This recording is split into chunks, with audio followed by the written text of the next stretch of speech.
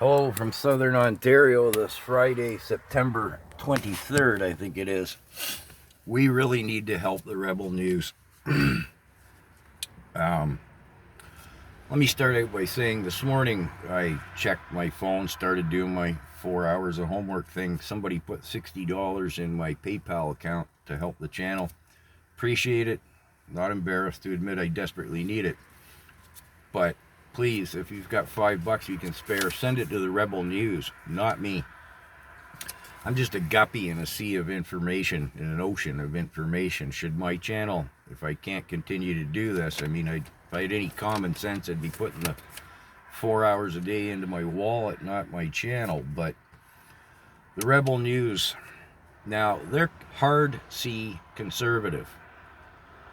They're not right-wing extremists like the government and their propaganda division, the mainstream media, would have you believe it. They're just conservative with a big capital C. Whereas the True North, for example, is small c conservative. And both outfits operate with a mutual respect, and often they frequently interact with each other.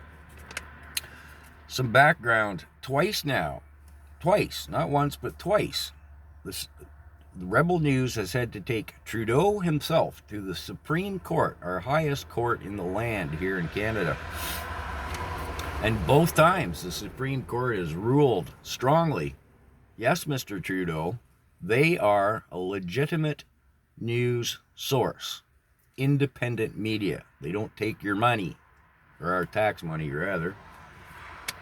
And by the way, Mr. Trudeau, both times you're to pay the Rebel News' court costs for this foolishness. Neither time has Trudeau paid those court costs, so you can expect to see that on your tax bill. Now, the Rebel News does a lot of work sort of behind the scenes that you may not be aware of. For example, they have a young lawyer on staff. His sole mission, his job every day, is hammering away on the government, getting stuff from the Freedom of Information Act. The Rebel News digs out facts of what the government's up to that no one else does. They also have these, I'll call them group action lawsuits. Like, for example, Ezra Levant, he's the head honcho at Rebel News. He is Rebel News. Not to downplay the other members of staff. But, like he says, if you have an ArriveCan app, fine, because you returned to the country without your ArriveCan app and didn't want to take a knee, give it to him. He'd take it to court in the class action lawsuit as regards the ArriveCan app.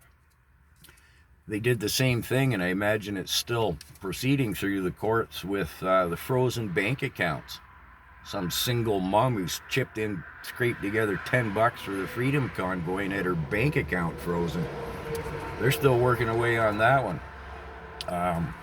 And ditto with people who lost their jobs because they wouldn't take the mystery thing there. So yeah, we really need to support the Rebel News. This is a blatant attack on everyone's free speech, on free speech as a whole. They've just targeted the Rebel News because Trudeau loathes the Rebel News, or anyone else who stands up against us, him, Trudeau, that is, all us misogynist, Russian-supported, right-wing extremist, terrorist, racists. Yeah, okay. Please help out the Rebel News.